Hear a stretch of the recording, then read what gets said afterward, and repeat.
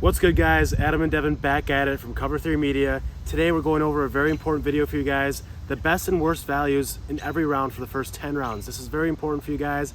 I know your redraft leagues are starting up here soon. You got to make the most out of every pick. That's why we're giving you guys the best pick and the worst pick from every round. Round one, Devin, you want to kick it off? I will kick it off. For me personally, the best value in round one is obviously Bijan Robinson. He's going 108 right now. I think that's an incredible value. Obviously, if you have the first pick or something, you're taking Jefferson, in my opinion.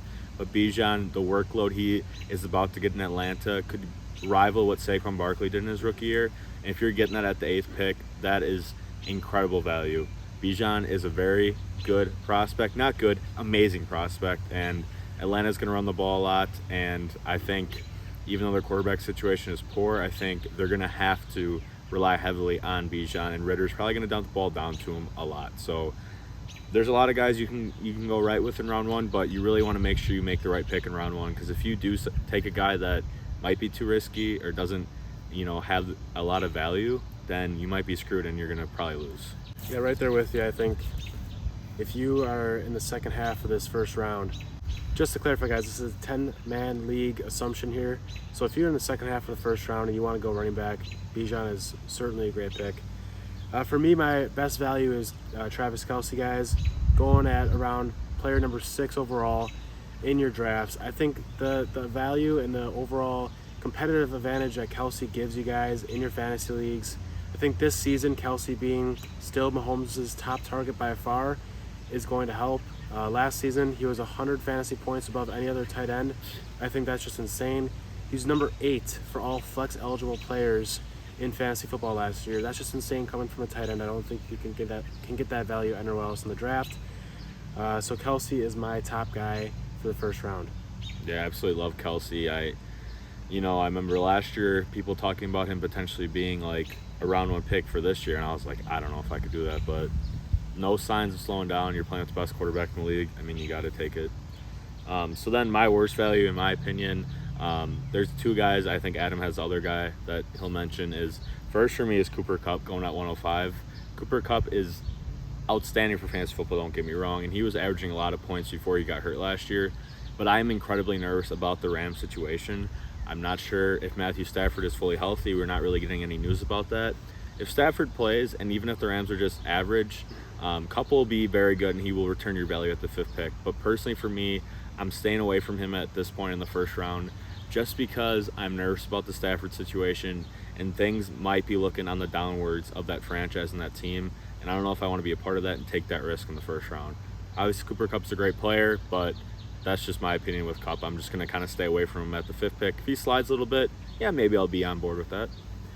Yeah, I'm right there with you. I think later on in the first round for sure, but that early I can't get on board with it. My guy is Saquon Barkley, going at player number 9, running back 4 off the boards. I just think running back 4 is kind of a steep price for Saquon Barkley, guys. I mean, he just has been kind of inconsistent the past couple seasons. Last year, his efficiencies kind of decreased as the season went on. I'm a little bit worried with that. I'm worried about the contract situation. I think he'll play this year, but I just think you're basically paying for what you get, and I just think there's some other players in this first round that are probably a more solid pick than Saquon Barkley, meeting his value at running back 4. I don't know if you got anything to add. Yeah, I basically agree with everything with that. I love Saquon, but yeah, I don't know about if he's going to finish top 4 this year, and I'd rather take someone else at that point. So kicking off round 2, the best value in my opinion in round 2 is the first pick in the second round. Again, 10-man leagues, full PPR guys, is Jonathan Taylor. This guy was going about 101 last year in leagues, and I know he had some injuries last year, didn't do very well, but I'm going to be excited to watch him this year. I think Anthony Richardson's actually going to help this guy get better looks. Maybe people more focusing on Richardson in the running game than JT, and I just think a guy that has potential to be, I still think he has potential to be the RB1 on any given season still. I haven't seen any sign that makes me believe he can't. So I think getting him at the beginning of the second round would be huge. I know a lot of people are starting to go towards receiver heavy early, which definitely works, but keep in mind, JT is still a great value, and don't forget how good he was just only the season before last year. Exactly, guys. JT's a beast. He's an animal. I mean, there's going to be a couple good players in every round. So don't be afraid if we don't mention them, and that's why Devin and I are both giving you our opinions, because there are a couple guys that are good in every round, and maybe a couple guys that are bad. My guys are running back as well. Derrick Henry going at number 16 overall, running back 7 guys. In the last 4 years, 3 of the last 4 years, Derrick Henry has finished top 5 in fantasy football PPR points. I don't see him slowing down anytime soon. I think a second round value out of Derrick Henry is fantastic. I know that one season Derrick Henry didn't finish a top 10 back. He finished running back 21 after playing 8 games, getting injured in that 8th game. He was on pace to be close to 400 fantasy points, his best season ever. He had 10 touchdowns, close to 1,000 yards in 8 games, half the season. That's just incredible.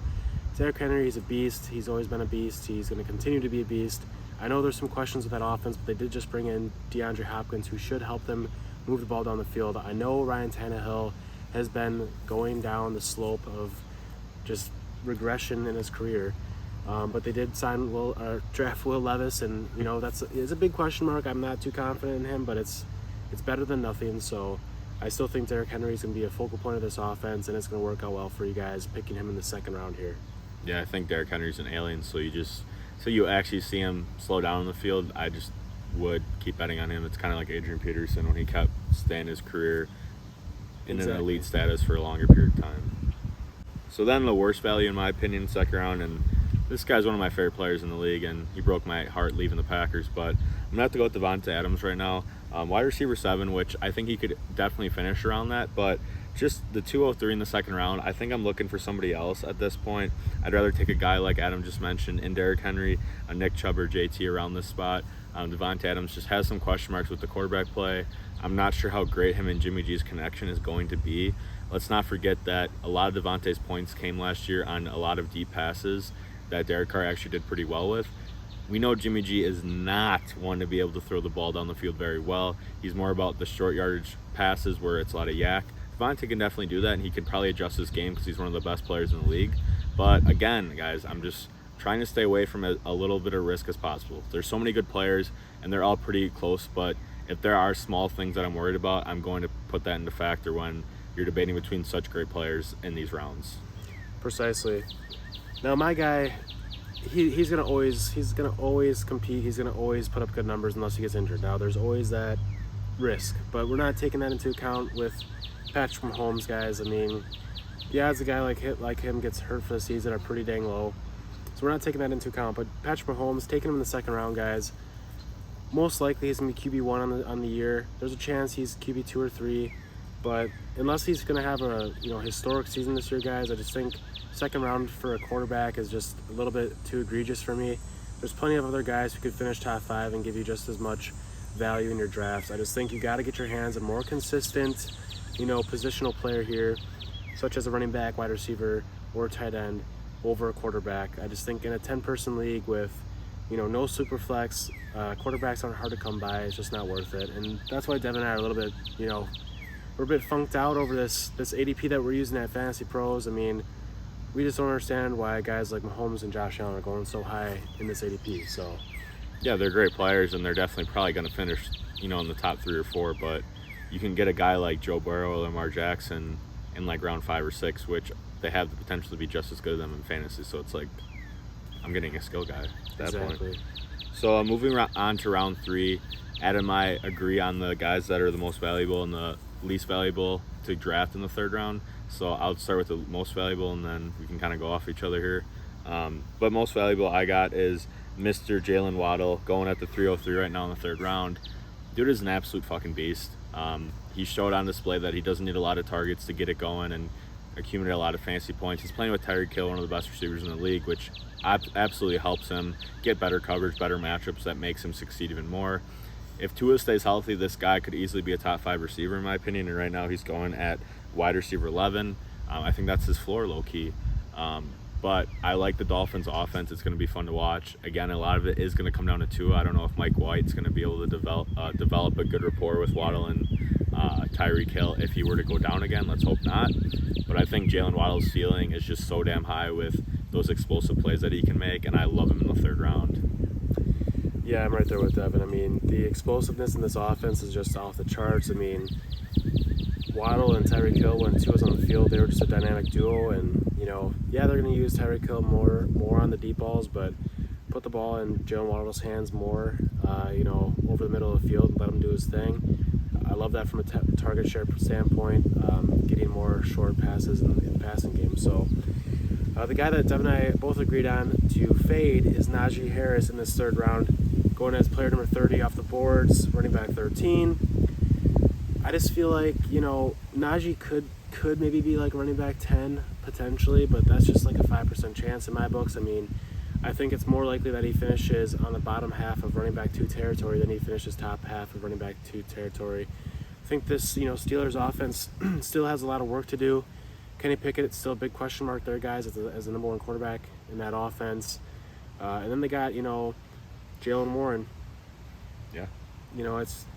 He had a pretty good season last year, and I'm not saying that he's going to come in and take over 50% of the workload, but Najee's got to show up to play. I know he finished the season strong last year, guys, and that gives us a little bit of, it makes us a little bit excited for what could happen, but I don't like this price right here, guys. I'm not willing to take him here. I'd rather get myself a wide receiver who's going to be on the field more consistently. So, yeah, I agree 100% with what Adam said. Everything about Najee's game declined last year, and that's not a great sign for running back when they're pretty dependent on production, as we've seen with these contract situations with running backs. If their production's not there, they're not going to make it to that second contract. And Najee in his rookie year was king of volume, and the volume went down. And again, it's probably going to go down again next year.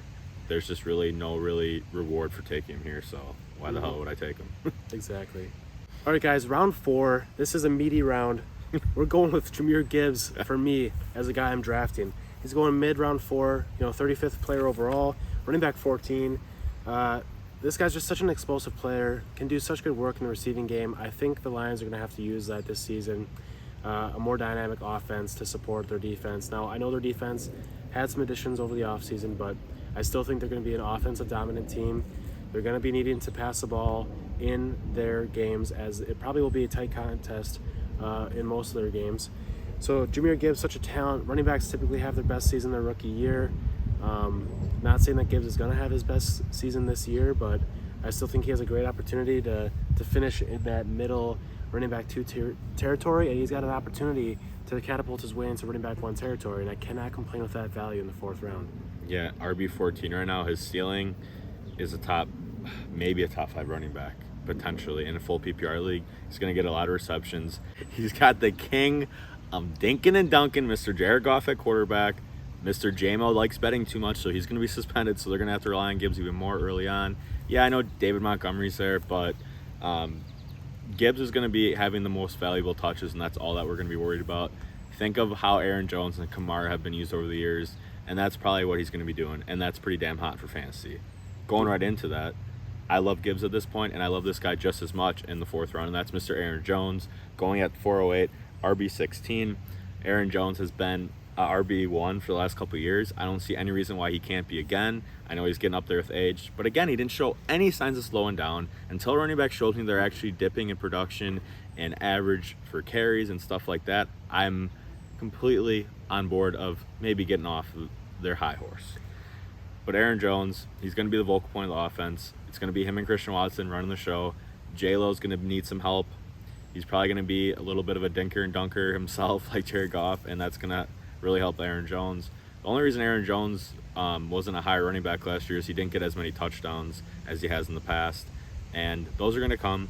Offense, even if it's average, guys, Jones will be an RB1. So I am all in on getting Gibbs or Jones in the 4th round. Yeah, guys, I was looking at this one. It was a really tough decision for me. I know we're Packer fans here, but Jones has just been such a steady option here for you guys the past few seasons. And last year, like Devin said, probably one of his most efficient seasons as far as yards per touch. So I'm loving Aaron Jones here, guys. Like Devin said, J-Love is going to need some help. He's going to be dumping the ball down to Aaron Jones and his running backs. I'm loving the outlook for Aaron Jones this season, guys. And honestly, I think this year is a year for the Packers defense to show up and play. And they're going to get the Packers in a good playing position, good playing field. I think the Packers are looking up. I've seen a lot of talk shows. Packers could be making their way into the playoffs given this division and given what they have to work with on the defense. So J-Love's just got to show up and do better than Aaron Rodgers last year. I don't think that's that hard to do. No. Moving on to the guys we're fading. Chris Olave, I think we're both in agreement here.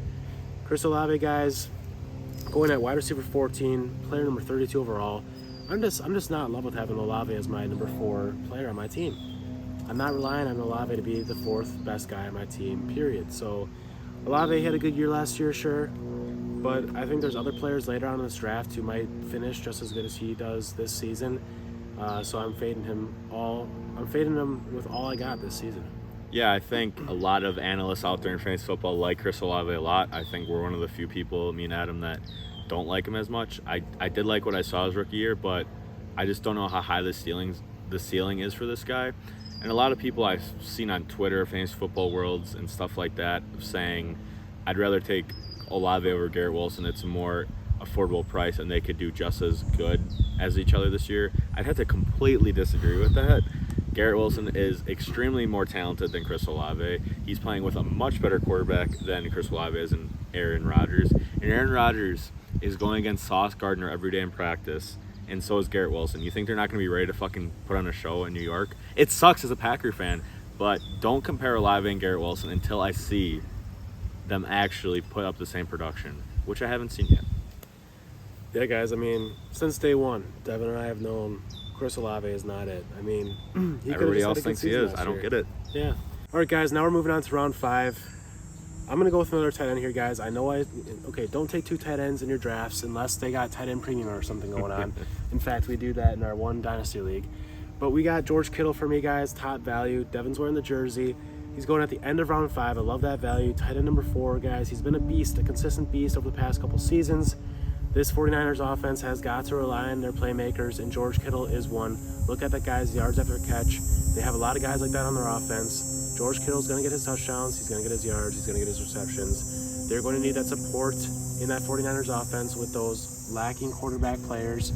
Last season being Brock Purdy, the shuffle of Jimmy G and Trey Lance. This season we're going to see Trey Lance, Brock Purdy. I think it's going to be about the same story as last season for production goes, and I like it. I like the value. Yeah, I mean, to add to that, obviously I love Kittle at this spot too. And again, there's going to be weeks you're going to get really frustrated where he doesn't probably put up a lot of stats, but don't forget tight ends are not all Travis Kelce. They're not going to get wide receiver numbers every week, and Kittle is such a good blocker that they use him in their run game so much. But you got to remember that, like Adam said, their quarterbacks rely on these playmakers to put up stats and move the offense for them. And that's why it's so hard to, decide between a guy like Debo or Ayuk, because they have so many mouths to feed, and add in the fact that they added McCaffrey when they didn't even need him probably, but they decided to. And Kittle, yeah, his upside for weeks, you saw towards the end of last year. It might have been frustrating in the year, but since you had him, and then all of a sudden, around the time it matters most in the playoffs, he's putting up like damn near 40-point weeks. It's like, yeah, that's why I drafted this motherfucker. Exactly. So I would love Kittle in this round. I'd also love Keenan Allen in this round, going 503. Yes, Keenan Allen, he is an old guy, and he did have a little bit of an injury concern last year, but when he came back, he was averaging damn near 16, 17 points a game. The Birds are loving it as well, and he's in a great offense with Mr. Justin Herbert, and Kellen Moore's there. They're going to pass the ball even more. Even with the boy QJ in town, that's going to affect Mr. Mike Williams more than Keenan Allen, in my opinion. Until he shows me anything is slowing down, I'm still buying in these veterans that are talented and that are great values in these spots, and Keenan Allen is that in the 5th round. My guy I'm fading here in the 5th round is Dameon Pierce, guys. Now I know running back 19, it's not too hard to beat, but they just acquired Devin Singletary in the offseason. This Houston Texans offense did. They just got themselves CJ Stroud. I think they're going to be passing the ball more often. I just don't know if Dameon Pierce is going to be getting the workload that we're hoping for this season. I think it's a little bit concerning that they went out there and got themselves a veteran back who has been pretty productive for the Bills offense over the past couple seasons. So I don't know how that's going to cut into his workload. Last season, Rex Burkhead was not at all a worry for me. This season, Devin Singletary is going to come in. I think he's going to take away a little bit from Dameon Pierce. So I'm just not loving it, guys. Now, again, running back 19, it's not too hard to surpass, but I'm a little bit weary here, guys, and I just think there's better guys in this round you can go after. Yeah, completely agree. And he lacks a little upside with not catching the ball a lot in PPR. The guy that I'm fading in this round, I made a short video on him, why I'm not drafting him ever again, and that's Mr. Terry McLaurin. Great real-life player, but he just is not super productive for fantasy. Just doesn't put up high numbers. At this point, it's not terrible to take him, but at the end of the 5th round, I'd rather take a guy that has higher upside, that isn't just going to get 1,000 yards and 5 touchdowns and 70 catches. Again, that's good. Don't get me wrong. But at this point, I already took those guys that I'm comfortable that are going to give me a lot of my points. So now I want guys that have upside to improve their ADP. Terry McLaurin, right now, wide receiver 20. I could see him being way below that personally. So. Yep. All right, guys, round 6. I'm going to go with the quarterback here, T-Law. 55th overall, quarterback number 8. I'm just liking that value for him, guys. I mean, this is a guy, like I said, that you could get your hands on later in the draft. 6th player on your team, the 6th starter, who could finish top 5. I'm loving that value for him, guys. He's been getting better and better every season. They just acquired more receiving threats than Calvin Ridley. They got a more consistent running game now that they got Tank Bigsby and Travis Etienne, both guys who can catch the ball, both guys who can run the ball. I think they're going to have a more consistent rushing attack and receiving attack out of the backfield. I'm just loving this team going into next season. They're just a team that's growing, building, and developing. So T-Law is a guy I like to get my hands on. He's a fun player to watch, and he just has that second half clutch X factor in him. It's just an attribute that he's got. Yeah, and that's exactly why Adam was saying, maybe don't take Mahomes round 2 and wait to get a guy like this 4 rounds later. My guy that I'm absolutely grabbing in round 6 if he's somehow available there, and that's, I know he's another Packer, but it's Christian Watson. His upside is so damn high, guys.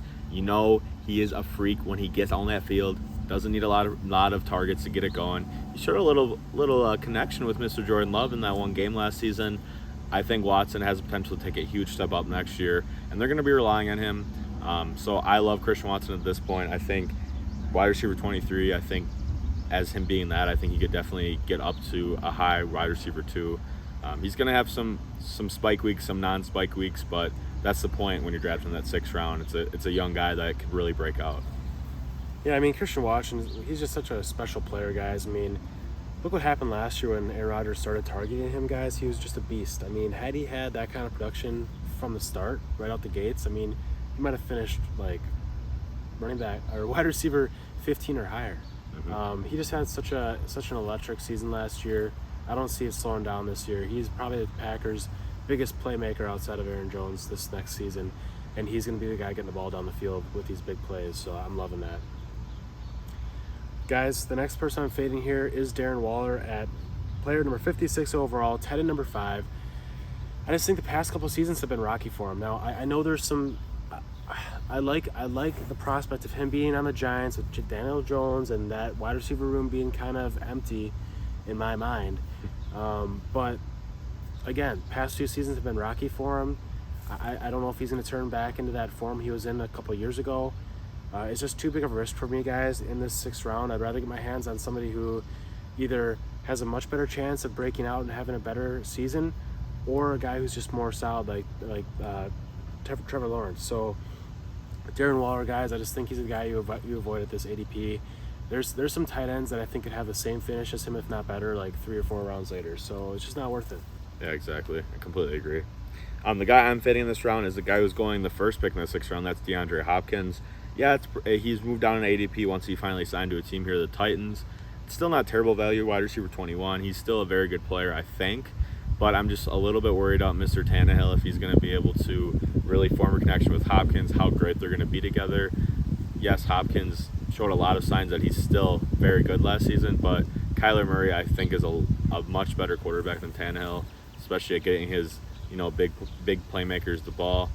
So Hopkins at this point, I'm just kind of stay away from him. That's one old guy that I just do not want, and I don't want to take the risk on with a Titans offense that does get really run heavy and gets excited about it. So yeah, not to mention, guys, I mean, they got Traylon Burks in that offense. I know he didn't have a crazy year last year, but he's still a talent, and they got that new tight end coming up that is going to be commanding targets too. And Tannehill is just not the type of guy who's going to be having 2, wide receivers that are top 20. It's just not going to happen. So I think the ball's going to be spread pretty thin there in the passing game. I would not expect them to be any higher than, the 16th team in passing this season. That'd be a stretch in my books. I mean, I could see him being bottom 10 this season. Yeah, so probably bottom 5. Not going to be a lot to go around there. Kicking off round 7, starting off with a guy that I kind of like now that I've looked into him more, Drake London, I think last season his floor was that was his floor. I think he's about wide receiver 31 in PPR, around that range. I know that they're projecting him to be wide receiver 27 here, but that price isn't too big for me. This guy is a talented wide receiver, drafted 8th overall last year for a reason. He was right up there with Garrett Wilson in PPR receiving grades, like literally neck and neck, 0.2 points away from him. This guy is a talented receiver. He gets more work in the red zone. He's gonna be having a great season. I like this upside in round 7 for him. I think he could be a top 20 wide receiver this year if the cards fall his direction. So I'm willing to take the risk there on him, guys, and him having a breakout year his second season. Yeah, I completely agree. Drake London was a guy I would definitely like to grab at this point in this round 7. Another guy that I actually like the price as well is Chris Godwin, who's going wide receiver 26, 705 in the 7th round. He was very good last year. Was very good because he got a lot of targets, was very efficient with them. It's pretty impressive. It was his first year back from his ACL injury, so now it's his second year off. So that's going to be more important and more exciting for the player. Now again, Mr. Baker Mayfield is the quarterback, but he's had a lot of success with slot receivers. Mr. Jarvis Landry in Cleveland had a very productive fantasy season with Baker and one of Baker's better seasons. Again, maybe Baker isn't the guy, maybe one of these other guys on the roster ends up being a solid guy, but we got to remember Chris Godwin and Mike Evans are still very talented, and they still might not be as productive as normal, but Chris Godwin, wide receiver 26, I think he can definitely finish above that, towards the early 20s, maybe late teens, in my opinion. So I'm all over grabbing a guy like Godwin or London in round 7. Yes, some great prospects there at wide receiver. A wide receiver I'm fading in round 7 is Mike Williams, guys. This guy has been a consistent bust. I mean, he's only had one really good season, and beyond that, it's just been pretty doo-doo. I know he's playing with, Justin Herbert, but we got Keenan Allen there. When he comes back, he's going to be a target hog. Mike Williams is more of a deep threat, and they just drafted one of my favorite players in this NFL draft, Quentin Johnson, to be that guy. So Mike Williams, with all this injury history, I know it's wide receiver 25. He could have some big weeks here and there, but I just worry about him being out for the season again or missing a few games here and there. I don't want to risk that inconsistency. There's a guy there waiting to take over that wide receiver 2 spot and eventually wide receiver 1, Quentin Johnson. So it's just not looking good for him. No, completely agree. Not on my radar at all. Another guy that I'm not on my radar ever, and yes, I'm beating a dead horse at this point, but that's Mr. DeAndre Swift. I mean, 706 he's going right now. Running back 25 isn't bad. I could see him actually finishing around that, but just the other players around this spot in round 7, like the guys we mentioned, like Godwin and Mr. Drake London, I'd rather take them all day long over DeAndre Swift. Again, I made a video why I don't like DeAndre Swift. Swift is a receiving back. Hurts doesn't like to dump the ball a lot off at all. They might redesign their offense a little bit, but why the hell would they when they just went to the Super Bowl? Swift is efficient with the ball, but there's a lot of mouths to feed in Philly, and I'm just fading him completely. If he ends up being better than we think, good for you if you drafted him. I won't be. I'll be taking a guy who's going to do a lot better. Yeah, guys, it's pretty simple. I mean, you're not going to get a running back, running back 20 or higher unless they're getting like close to 200 touches in the season. Right. And I just don't know if he gets that. No. Maybe he gets, 40, 50 receptions max. But that would be steep. And I just don't see him getting over, I don't really see him getting over 150 or 180 carries with Rashad Penny being there and Kenny Gainwell and Jalen Hurts. I think it's just the way the Eagles have been over the past couple of years, it's just not looking good. All right, so now we're into round 8. Let's talk about a few guys that me and Adam like in round 8. First up, there's a lot of receivers in this round that are pretty similar, that are kind of the same damn thing to me. There's guys like Christian Kirk, Deontay Johnson, Ayuk, Pittman. They're all kind of similar, in my opinion. Like, I expect the same thing. I prefer a guy like Deontay or Ayuk. Deontay had a not very good season last year, but there's a lot of room for him to improve. He didn't even get a touchdown last year. I think Pittsburgh's offense will be a little bit better. I don't mind him in the round 8 at this point. I like Ayuk as well, but again, there's a lot of mouths to feed in this offense with George Kittle and Debo. But if Purdy is the starter, he did have a really good connection with Ayuk, so keep that in mind. I'd prefer probably Deontay or Ayuk over those other receivers. But again, this round's pretty solid to get a nice guy that can maybe come off the bench for you on your team, or maybe your second flex. Yeah, great take there, guys. I mean, you really got to make some big hitters here in this round 8 to shape your team for the championship. I mean, this is your last starter we're talking about that you want to get some solid points out of. So I'm going with Mike Evans, guys. He's been, he's just been a trusty old steed the past couple seasons. I mean, being wide receiver 29, 71 overall, guys, here. I can't complain with him being my second flex spot in a 10-man league. This guy is probably going to have some good games with Baker Mayfield. Baker Mayfield will probably uncork some deep balls to Mike Evans. That's what he does. Red zone beast. I could see him having a 950-plus yard season with at least 7 touchdowns, guys. And I just can't ask for anything more than that out of my last guy on my roster. Completely agree. And the guy I'm fading in round 8 is Mr. Javonte Williams. I thought about Hollywood, but again, wide receiver 34 for Hollywood. I think you could definitely finish above that. The Cardinals might be trailing a lot, so he might get a lot of volume. But Javonte Williams, very talented. I was very excited about him last year. But the dude didn't just tear his ACL. He tore whatever, broke whatever you want to say, in his whole knee. I'm not excited about that. It's too risky for me. Yes, returning RB29 value won't be too hard for him if he plays most of the season. But again, P. Ryan's a very solid backup that could take a lot of the workload off of Javonte. And again, most players, especially running backs, are just not the same their first year off that ACL injury. The second year, they're better. And Javonte didn't just tear his ACL. He did more damage, which is concerning. And it's too risky for me at this point when there's all these solid receivers that are definitely going to be probably getting you more points than Javonte and are a lot less risky. Yeah, guys, I just think this Denver offense on top of it, I think it's going to be a pass-heavy offense. I am very hopeful Russell Wilson's going to have a rebound season here with Sean Payton's new offense coming in. They got a lot of offensive passing threats here with Jerry Jeudy. They got Marvin Mims they just drafted. Dulcich had a very good rookie year last year for a tight end.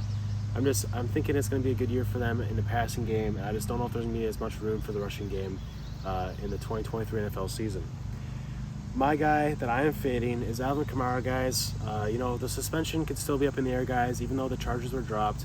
NFL is not a legal entity in that regard. They have their own rules for who plays, who doesn't, based on those kind of punishments. But Alvin Kamara, over the past few years, his overall productivity has been going down the drain. His rushing grade's been poop since his rookie season. His receiving grades, honestly, for his reputation, have not been that great either. So I get it. Derek Carr has been a quarterback to kind of dump it down to his running backs. I mean, Josh Jacobs not being, touted as much of a receiving back, getting 55 receptions over the past 2 seasons each. Definitely a good look for, Alvin Kamara. But again, guys, I think the Saints are wising up to him being inefficient on the ground. He's been making a bad name for himself off the field. I just don't think it looks good. They went out there and they got Jamal Williams, who is a third and short, goal line beast. Obviously, evidently, he showed that last year. And then they go draft one of my favorite running backs in this draft, Kendre Miller, who hopefully will start the season, dealing with his meniscus injury. But I'm loving that Kendre Miller fella. I think he's going to have a great rookie year for being drafted in the 3rd round. I just don't think there's going to be a lot of room for Kamara to get his volume that he's been getting the past few seasons. So yeah, airhead's out of control. No thanks. Yeah. So to start round 9 now, so a guy that I absolutely love at this point, and I think Adam will agree with me on this, is Mr. Tua Tagovailoa. Just stay healthy, dude. Quarterback 11, he's going at the 908. This is great value. Again, this is why Adam was saying in the beginning, Mahomes, yes, he'll probably be a top finisher for quarterback, but you can wait. You could even wait this long and get Tua as your potential starter, and he is like top 5 upset because of the offense he has with the weapons. He was very efficient, was actually a really good deep passer last year, surprisingly. And Mike McDaniel is a little bit of a genius, ain't gonna lie. So I'm excited. I like watching the Dolphins when Tua's on the field, and I just hope the guy can stay healthy. So if you do end up waiting this long to draft him as your quarterback 1, make sure you get another quarterback that has a similar floor to Tua a couple rounds later, just because of that injury concern. But Tua at this price, sign me the hell up. Such a great price, guys. I mean, let's be real, guys. This offense is gonna be a passing dominated offense. They got Tyreek Hill, Waddle, Devin A. Chain. They just drafted this past year, who's gonna be a tool for this passing offense. Now, do I think he's gonna have a fantastic year fantasy-wise, A. Chain? Probably not. But he's a guy who can open up the field. He's a guy who can have big plays, just like Waddle, just like Tyreek Hill. I think I would not be surprised if Tua's throwing the ball 38, 40, 42 times a game. Yeah, I mean, honestly. this offense is going to be built for that, and that's how the NFL is nowadays. So look out for that with Tua Tagovailoa. You better ice that arm and get ready. Yeah. Guy I'm fading, guys, is Brandon Cooks. He's just getting older and older and older. I know he's been a trusty steed over the past couple seasons, but in this Dallas Cowboys offense, I think the room for him to get that volume necessary to be a considerable, first guy off the bench piece. I'd just rather take a guy who has more upside on the season than Brandon Cooks. I think he's pretty locked into that wide receiver, 4 territory, which, nothing wrong with that. If you really need a consistent piece who can maybe have a what would you say, Dev, like an 8 to 14 point week? Yeah, I mean, there's just not a lot of upside there. I think Cooks could be solid, don't get me wrong, but I just think the other guys you could get at this point are just a lot more valuable. If Cooks was going like even a round later, I would be more into him, but nah, I just don't see him having much upside or putting up a lot of points, really. Exactly. I mean, it's just, I just don't like it. Is Dak going to throw the ball 50 times like that one year? If he's doing that, then yeah, but he probably won't be. I think they're going to want to establish the run more with Big Mike running things in Dallas. So yeah, guys, and let's be real, CeeDee's a beast. He's going to be commanding most of the targets in that offense. I mean, again, I would not be surprised if CeeDee Lamb is getting 8 to 10 targets a game. yeah. I mean, he's just that kind of a guy. Mm-hmm. So where does that leave the other players in this offense, especially with Pollard being a receiving back in a sense, commanding targets there too. So it's just... The guy I am fading in this round as well is a guy with a similar name, Mr. James Cook. He's going RB31, 82nd pick right now. Yeah, there's room for him to be pretty solid in that offense. It's a very good offense. There's not a ton of competition in the running back room right now. Damian Harris has gotten there, which he is definitely going to probably be a better runner than James Cook. James Cook had a few flashes here and there, but again, what is his ceiling really going to be? I know RB31 isn't very hard to beat if he's actually going to get the volume, but again, there's just better guys in this round. I like Tua a lot. I like Jahan Dotson. We like AJ Dillon still at this value. I'd rather take Dillon than James Cook personally. So James Cook, I'm just not on board. He's just not really built, I feel like, to be a very good running back in the NFL. And he could prove me wrong, don't get me wrong, but he's just a little bit too small for my liking. Exactly, guys. Again, at the end of the day, it comes down to opportunity for a lot of these players. In this Bills offense, Josh Allen and Damian Harris running the ball on these, third and shorts, goal line carries. I mean, where's the room going to be for James Cook to be getting touchdowns in the rushing game? Not going to be a lot. He's going to be relying on the receiving game, in which case Josh Allen likes to, scramble out of the pocket and get yards himself very often. So I just think the ceiling for volume is not too high, and that's going to restrict James Cook's overall upside this year. I just don't know if he could really handle the workload. No, I don't know if he could either. That's the problem. So round 10, guys, Devin and I are both in agreement here with JSN, going at player number 91 overall, wide receiver 39.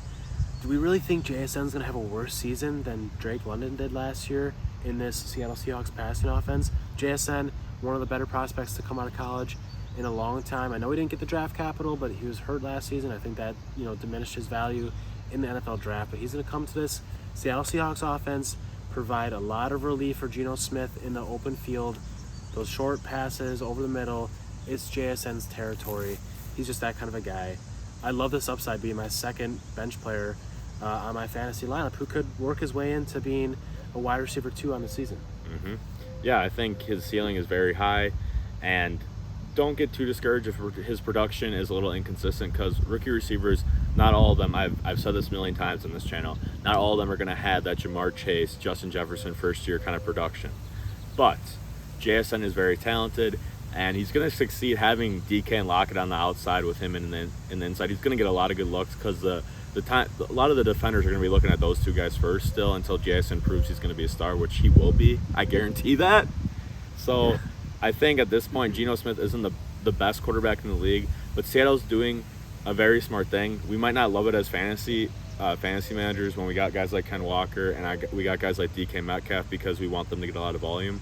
But getting as many good players and guys that can produce great stats and just be open and create plays is what you want to do with a quarterback that needs that around him. That's what the 49ers do, and the Seahawks might be trying to do a similar thing so they can dethrone them in the division. Exactly, guys. Guy I'm fading in the 10th round, the last guy I'm going to fade in this video, Jamal Williams on the Saints. It's another Saints running back, I know. Running back 33, guys. We saw last season that Jamal Williams' production was very heavily based on the touchdown volume. Do I think he gets, 18 touchdowns this season for the Saints? Probably not. You don't think? Not a chance. He'd be lucky to get 12, I think. You'd get lucky to get 5. Yeah. So, I know it. True. I know what I said earlier about Alvin Kamara and his suspension issues, his lowering overall efficiency, but just because I said Kamara isn't going to have a great year this year, that doesn't mean Jamal Williams is going to have a great year to replace that. I still think this offense, the running back situation, it's going to be up in the air. I think there's going to be a lot of different guys getting, volume in this offense, and I just don't. I think last season was a fluke for Jamal Williams, and I think he might still be utilized, on third and shorts and goal line carries, but I don't expect it to be quite the same as last season. So it's just a lot of competition in this backfield, and I'm not liking it for Jamal Williams either. No, I just don't really see any ceiling at this point, because like we said, at this point you're taking guys that kind of have upside, because you have your starters. I don't really see Jamal's upside at all at this point. So now the last guy I'm fading in this video as well is Mr. OBJ. I just do not see him returning to his days of glory.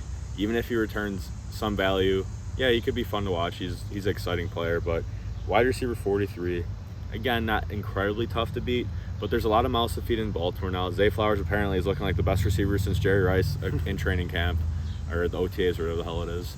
And Rashad Bateman, he's still there. Don't forget about him. Remember the name. Maybe he'll produce something. And their number one target that they have on their team is not even a receiver. It's Mark Andrews. So OBJ, he's torn his ACL twice. I know he did sit out last year, so he did have a year to recover, but he didn't get that workload of recovering from it, getting used to that gameplay again.